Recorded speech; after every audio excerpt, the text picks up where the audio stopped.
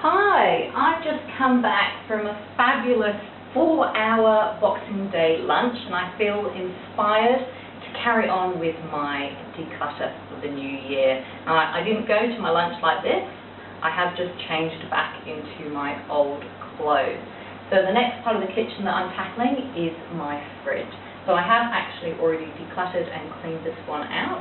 So I took everything out, cleaned it, both my fridge and my freezer, had a look at the stuff to see what I no longer wanted. I found a few things like these stuffed olives. That's from a visit from my mum. Unfortunately, I won't be seeing her again probably for another few months, so I will throw these out. We'll get new when she comes next time.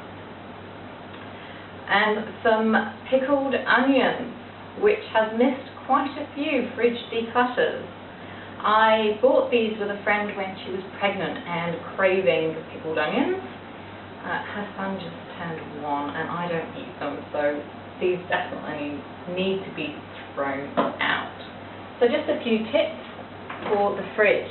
Like most areas, it's a really good idea to keep like-minded things together so that it is really easy to find things. So I've got my dairy stuff, I've got my stash of chocolate, I've got all the condiments at the top. Actually there's a couple here as well that I use often. And I just wanted to show you this. This is called a fridge mate and it comes from Howard's Storage World. It's around $5 and it's really useful to keep the things that we use most often out of the fridge because it has that handle to take it out. Another tip is I don't drink milk very often. In fact, I don't drink milk. I drink because I'm allergic to it. I drink soy milk. And I put the date on the top of when I opened it because I really don't drink it on a regular basis. So I know by looking at the top whether or not I can still drink it. So the other thing I spotted was after any declutter, it's a really good idea to reward yourself. Earlier I rewarded myself with some chocolates. It's the end of the day now. So once I'm finished, I'm having this lonely beer.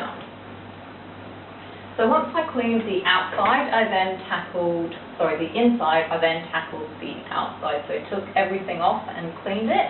I found a few magnets that I know that I just don't use. They're for local,